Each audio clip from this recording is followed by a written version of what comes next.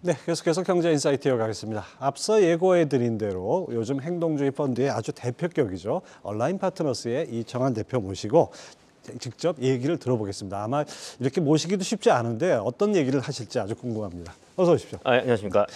자, 행동주의 펀드라는 것부터 요즘 많은 분들이 들으시면서도 알다가도 모를 것 같아 이런 느낌도 좀 있는데요.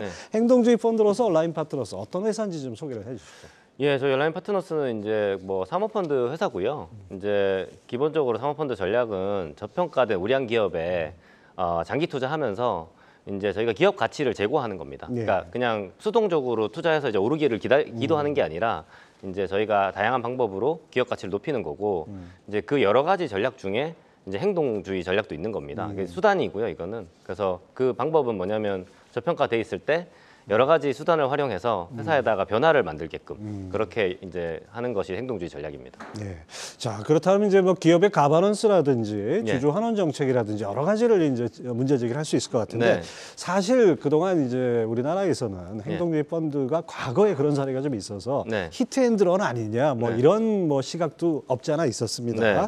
자, 그런 측면에서 그 약간 부정적인 인식이 있는 것도 사실인데 그 부분은 뭐라고 답변하시겠습니까? 예, 그거는 일단은 제가 봤을 때는 이제 이해관계가 상충되시는 분들이 뭐 대주주 분들이나 그렇게 많이 프레이밍을 하신 것 같아요. 일단은 투자에서 저는 단기든 장기든 뭐 어느 게 좋고 나쁜 건 없다고 생각하고 저희는 장기 투자자입니다만 그 히트 앤드 런이라는 말 자체에 어폐가 있다고 생각해요. 그게 왜 나쁜 거죠? 첫 번째 그렇고요. 예, 그거는 정말 좀 명확하게 이야기하고 싶고요. 그렇지만 이제 그때하고 지금하고 좀 다른 점은 이제 외국계 투자자들 같은 경우에는 다시 한국에 뭐 안 와도 되고 그런 부분이고 과거에 다 외국계 투자였잖아요. 근데 저희 같은 경우에는 이제 한국에서 한국 마켓에 집중적으로 하는 행동주의 투자자 같은 경우에는 좀 더 장기적인 관점을 가질 수밖에 없어요. 왜냐하면 우리가 이 평판이 제일 중요합니다. 그러니까 우리가 이걸 뭔가 했을 때 실제 회사가 기업 가치 올라가야 돼요. 그리고 그게 유지가 되어줘야 그 다음번에 할 때 또 할 수 있는 거거든요. 그러니까 저희는 한국에 서울에 살고 있고 제 얼굴 다 알고 있고 사람들이 뭐 제가 한 것들에 대해서 평가를 받을 거기 때문에 이제 이거에 대해서는 사실은 과거와는 달라졌다. 그래서 굉장히 책임감을 갖고 장기적 관점에서 아마 할 수밖에 없는 그런 상황인 점을 뭐 그런 상황이 있는 거죠, 사실은. 사실 과거에 그 행동주의 펀드라고 이렇게 표방한 외국계 펀드들은 약간 비밀주의라고 할까요? 거의 뭐 드러나지도 않고 어떻게 움직이는지도 안 보이니까 그런 어떤 불확실성이 있었는데 지금 뭐 이창원 대표 이제 우리 한경TV 마켓 인사이트에 얼굴을 이렇게 드러내셨습니다. 어디 길 가다가도 많이 사람들 뭐 알아보겠습니다. 자, 이런 표현이 어떤지 모르겠는데요. 그 얼라인 파트너스가 이름을 웬만한 투자자들이 다 기억하게 만든 승전보라고 표현하면 어떤지 모르겠습니다. SM 지배구조 개선 요구에서 상당 부분 변화를 이끌어냈어요. 이거 어떻게 보십니까? 저는 이제 이 SM 같은 경우에는 사실은 저희가 변화의 단초를 뭐 제공하긴 했지만 진짜로 좀 회사가 잘 될 수 있는 회사였어요. 정말 K-팝 산업이 우리나라를 대표하는 어쨌든 그런 국가 위상에 아주 성장 산업이 됐죠. 성장 산업이고 거기에 사실 원조격이거든요. SM이. 근데 하이브나 JYP가 치고 나갈 때 SM은 이제 이 거버넌스 이슈 때문에 사실 못 치고 나가고 있었고요. 이제 저는 뭐 사실 지분도 많지 않고 문제 제기하고 할 수 있는 걸 하는 거예요. 근데 이제 지금 이렇게 된 변화가 크게 됐거든요. 이제는 정말 대주주만이 아니라 모든 주주와 회사를 위해서 일하겠다는 그 다짐을 이제 하고 계시고요. 경영진 분들이. 이거는 그러니까 내부적으로도 그 뭉쳐져 있던 그런 응축된 그런 뭔가 잘 되고 싶은 열망이 있었던 것 같아요. 그래서 그 부분에 대해서 경영진들과 임직원이 똘똘 뭉쳐가지고 이제는 제대로 한번 해보자. 대주주만이 아니라 회사 발전을 위해서 정말 해보자는 그렇게 해서 그분들이 사실 이제 주도적으로 변화를 하고 계시고 저는 이제 지원하는 입장이 됐습니다. 그래서 너무 좋은 사례가 된 것 같고 굉장히 뿌듯합니다. 자, 그런데 이제 뭐 변화가 잘 되는 것 같다가 다시 경영권 분쟁이 확전되는 그런 모습을 보이고 있어요. 이 변화 어떻게 보시는지? 근데 경영권 분쟁이 없습니다.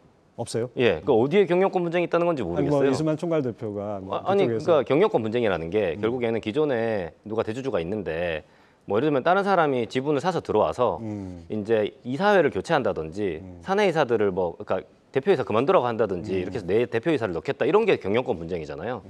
지금은 뭐 그 이수만 선생님 이외에 다르게 누가 메이저하게 지분 갖고 있는 사람도 없고 이수만 선생님이 추천해서 임명하신 분들이 그대로 있고 대표들이 그냥 그 상태에서 유지되는 건데 어디에 경영권 분쟁이 누구랑 경영권 분쟁을 한다는 건지 그게 너무 뭐 이제 법적 소송이라든지 이런 또 그런 다툼들은 또 남아 있지 않습니까? 그렇죠. 그거는 경영권 분쟁이 아니라 그냥 이제 그 법적 소송을 그냥 하시는 거죠. 왜냐하면은 이제 결국에는 기존 대주주께서 어떻게 보면은 이 아까 라이크 기획이라든지 이제 여러 가지 그런 구조를 통해서 어떻게 보면은 뭐 이제 이 구조가 바뀌면 어떻게 보면 어쨌든 경제적으로 그런 수익들이 이제 끊어지는 부분이 있으니까 당연히 기분이 안 좋으실 것 같긴 하고요.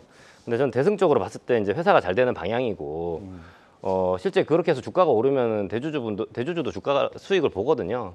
이제 그런 면에서 저는 이제 뭐 여기에서 누가 뭐 분쟁이 있다거나 저는 그렇게 생각하지 않습니다. 예.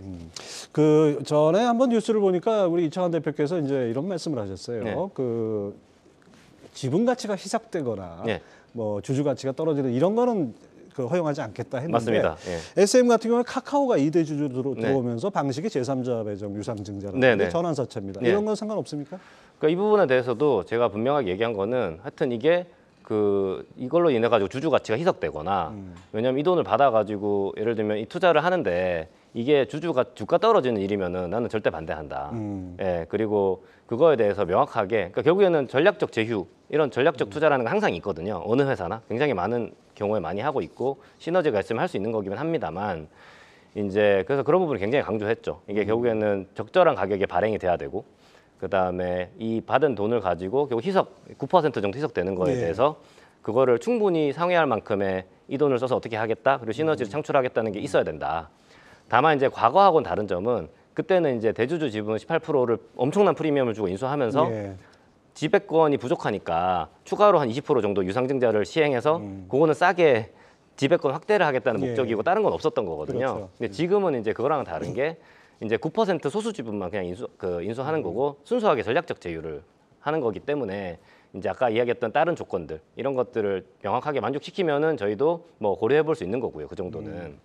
그리고 근데 다만 그거에 대해서 모든 주주들이 납득할 수 있게끔 그리고 그거로 인해서 주가가 올라야 된다 저는 예, 그렇게 얘기했고 그거에 대해서 2월 15일까지 명확한 구체적인 내용을 발표해달라고 했고 회사에서 그렇게 하겠다고 했습니다. 그래서 예. 그거를 지켜보시고 판단하시면 될 것 같습니다. 뭐 시너지가 난다면 뭐 마다할 이유가 없는 예, 거죠. 시너지가 나고 희석되는 것보다 이익이 더 많이 늘어난다면 주주한테는 좋은 거죠. 그러니까 근데 그거를 정확하게 저희가 구체적인 내용 갖고 판단을 해야지 되는 문제라고 생각합니다.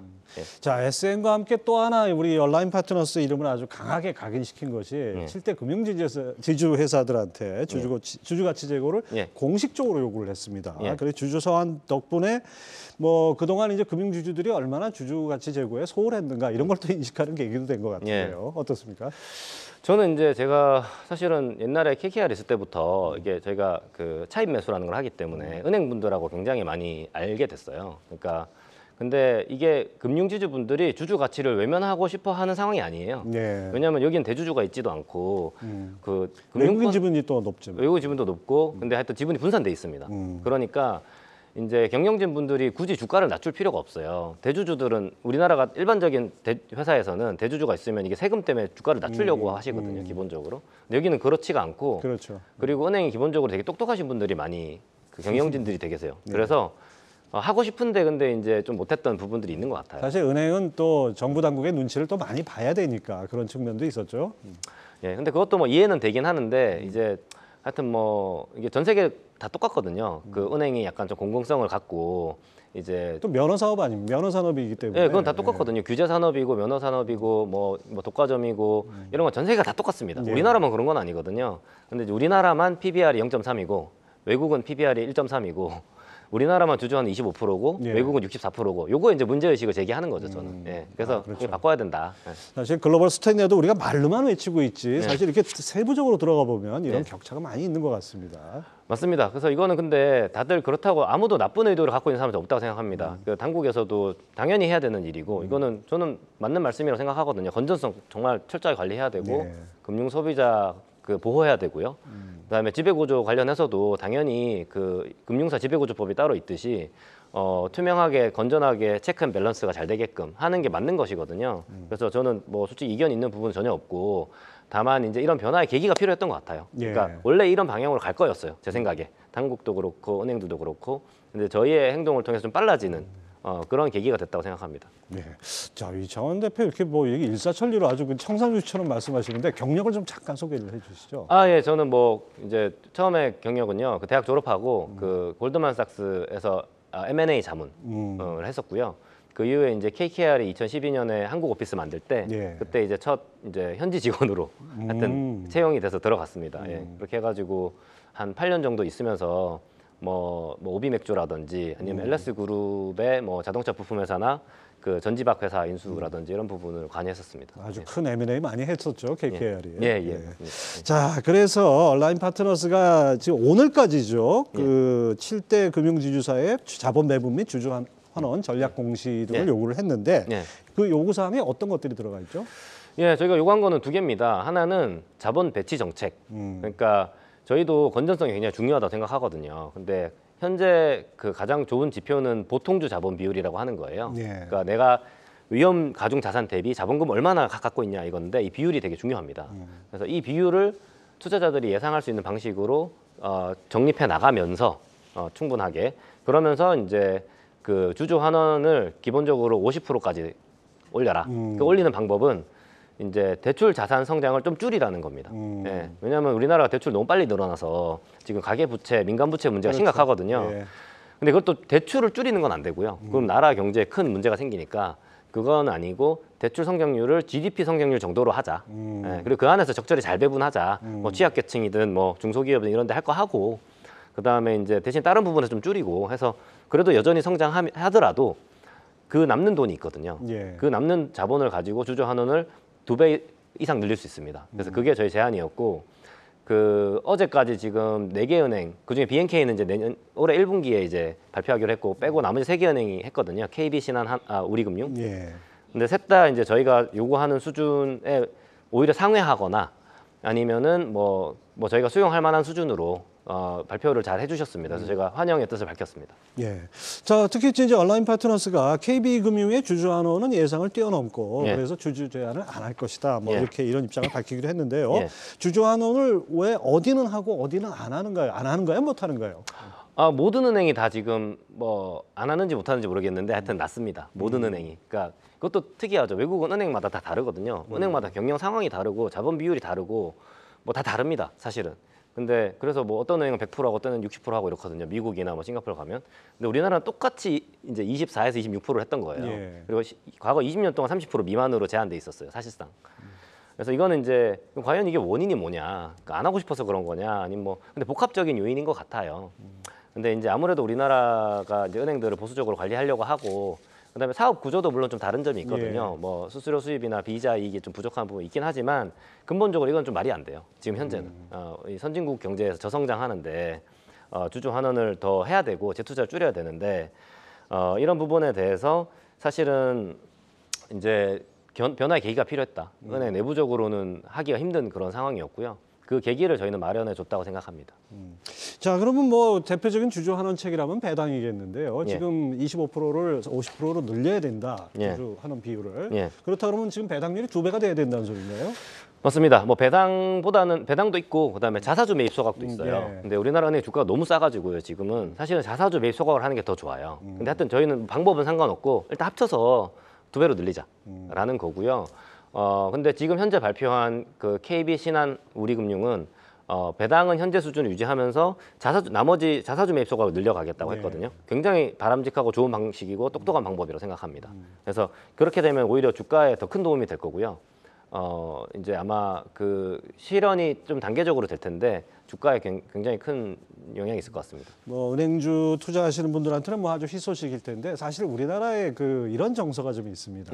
은행이 이제 아까 말씀하신 대로 과점 산업이고 정부의 면허를 받고 하는 장사고 하다 보니까 예대 마진을 지나치게 그 예대 마진만 추구한다. 그러면 은행에 수익 나오는 것이 사실 대부분 예대 마진에서 나오는데 주주 환원을 늘린다는 얘기는 그만큼 이 60% 70%에 달하는 외국인 주주들만 이익이 돌아가고 그렇지 않느냐 뭐 이런 반론도 좀 있습니다. 일단은 두 개로 나눠서 예대 마진 부분과 국부 유출에 대해서 좀 말씀드리면요. 이 국부 유출 프레임은 정말 저는 우리나라 국민들 각성해야 된다고 생각합니다. 진짜 정신 차리셔야 되고요. 그 국민연금이 해외 투자하는 금액이 매우 큽니다. 그리고 우리나라 국민들이 애플, 테슬라, 뭐 마이크로소프트 해외 투자하는 금액이 우리나라가 이제는 순 투자국이에요. 외국에. 그럼 외국 사람들한테 이런 차별 대우 받으면 좋으시겠습니까? 안 됩니다. 그러니까 더 이상 정말 바꾸셔야 되고요. 이거는 저는 강력하게 말씀드리고 싶고 이제 예대 마진 부분은 뭐 그러니까 그게 또 하여튼 은행이 원래 당연하게 그 예대 마진이 필요합니다. 왜냐하면은 은행이라는 게 있으려면 대출이라는 거는 돈 빌려줬을 때 안 갚을 수 있는 리스크가 있는 거거든요. 그만큼을 그 예대 마진에 감안해야 돼요. 안 그러면 은행이 망하게 됩니다. 그 은행이 있어야 되잖아요. 그리고 이 자본에 대한 적절한 보상이 있어야 돼요. 우리나라 은행들의 자본이익률은 한 10% 정도 됩니다. ROE가. 이게 그러면 외국보다 높은 것도 아닙니다. 이 정도면 거의 약간 이 정도는 해줘야 되는 정도의 자본이익률이에요. 과도한 이익을 하고 있지 않고. 그래서 이 예대 마진의 이 정도의 기본적인 자본 비용과 이 손실과 유동성 리스크를 고려한 예대 마진이 없어지면 은행이라는 게 지속 불가능합니다. 그리고 이 예대 마진 가지고 계속 규제를 하면 어떤 일이 생기냐면 이 시장 원리를 지금 거스르는 거거든요. 그렇죠. 그러면은 그 고신용자들은 예대 마진 낮습니다. 그리고 저신용자들은 예대 마진 높아요. 그렇죠. 왜냐하면 신용 리스크 때문에 그런데 계속 이렇게 하면 저신용자한테 대출 안 해줍니다, 은행들은. 고신용자들한테만 대출할 거예요. 예. 그러면 어떤 세상이 펼쳐집니까? 우리가 그 이자율도 최고 이자율 막 20% 막 이렇게 했다가 최근 높이려고 하잖아요. 예. 그 왜 그러면 이자율 최고 이자율 낮게 하면 왠지 좋을 것 같잖아요. 그렇지가 않거든요. 역설이죠, 완전히. 그러면은 저신용자들 돈 빌릴 데가 없어져요. 내모는 거예요, 불법으로. 그러니까 결국에는 어느 정도는 시장 원리에 따라 돌아가지 않으면은 더 다른 문제가 생긴다. 예, 그런 문제를 좀 꼭 말씀드리고 싶습니다. 아주 좀 생각해 볼 문제겠네요. 예.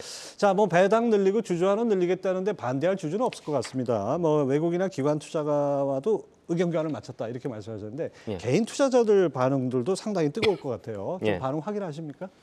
예, 저희가 개인 투자자분들 한 분 한 분 사실 다 말씀 나누기는 솔직히 좀 힘들고 너무 95만 명이거든요. 예, 7대 은행의 주주들이. 예. 솔직히 그거는 너무 벅차가지고 저희가 하진 않았는데 굉장히 뜨겁고요, 지지가.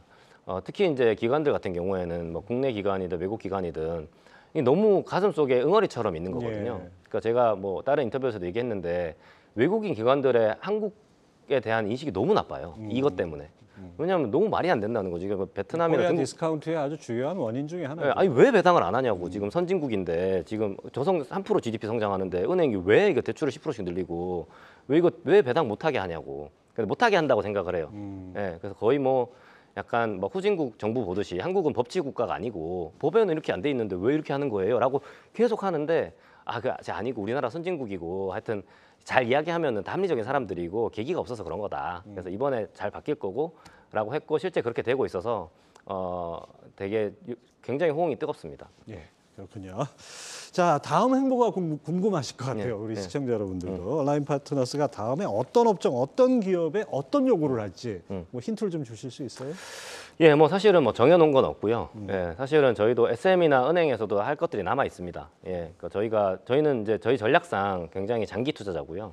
그래서 SM도 산지 지금 1년 반 넘었거든요. 그리고 이제 은행도 장기 투자할 생각이고 하는 과정에서 계속 필요한 것들을 하면서 그거 두 개만 하는데도 사실 되게 시간이 많이 쓰일 것 같아요. 근데 플러스 이제 하여튼 저희는 우량한 우리나라 기업이 이제 바꿀 수 있는 이유로 우리가 바꿀 수 있는 이유로 저평가돼 있다면 거기에 이제 집중 장기 투자하면서 바꿔 나갈 계획이고 그런 회사 되게 많습니다, 우리나라. 예. 자, 끝으로 코리아 디스카운트라고 우리가 입버릇처럼 얘기를 하는데 지금 말씀하신 주주 환원도 중요한 문제지만 또 다른 우리가 고쳐야 될 것, 선진 시장하고 비교했을 때 고쳐야 될 것이 어떤 것들이 있을까요? 기본적인 재산권이 필요한 것 같아요. 예, 사실 제가 어디 다른 방송에 나가서 우리나라 주식 하지 말라고 하거든요. 일반 투자자들은. 예. 예, 왜냐하면은 이게 미국 주식 그리고 투자하는 방법으로 우리나라 주식 투자하시면 큰일 나거든요. 왜냐하면 이 정상적인 재산권 보호가 안 됩니다. 예, 그러니까 내가 이 회사를 이사가 경영하는데 이 이사회가 주주 가치에 큰 타격을 입히는 결정을 해도 회사에만 금전적 손해가 없으면 주주들이 소송을 못 해요. 이사들이 책임을 안 집니다. 그러면 이게 어떻게 바꿔서 말하면 내가 집이 있는데 렌트를 했어요. 근데 예를 들면 그 세입자가 아니면 집 관리인이 집을 부셔놨어요. 근데 내가 소송해서 돈을 받을 수 없어요. 그러면은 이 재산권이 내가 없는 거잖아요. 이 재산의 가치 떨어지겠죠. 그러니까 이 기본적인 재산권이 있어야 된다, 우리나라. 그 주식회사라고 하는 거는 내 지분 비율만큼 돈을 받을 수 있어야 되는 거거든요.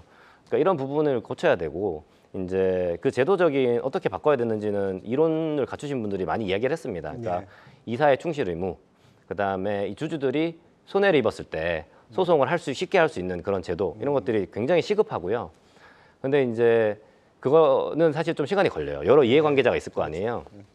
그렇지만은 제가 굉장히 그 긍정적으로 보는 부분은 이번 정부에서 특히 금융위원회에서 되게 열일하시면서 제 예상을 뛰어넘는 속도로 많은 개혁 조치들을 발표하고 예. 계세요. 그래서 의무 공개 매수 제도, 그다음에 물적 분할 후 이제 주주 보호 조치 예. 이런 부분들이 지금 바로바로 나오고 있고 올해는 지금 자사주 얘기하고 계시거든요. 예, 예. 그래서 굉장히 희망을 갖고 보고 있습니다. 예. 하여튼 뭐 그런 요인들이 개선된다면 우리 시장 쓸데없는 디스카운트 이런 부분도 많이 해소될 수 있겠네요. 굉장히 코리아 디스카운트에서 코리아 프리미엄으로 갈 수 있다 저는 이렇게 봅니다. 그렇습니다. 예. 자, 다음에 계기가 있을 때 한 번 더 모시기로 하겠습니다. 얼라인 파트너스의 이청환 대표 얘기 나눠봤습니다. 감사합니다. 감사합니다. 네.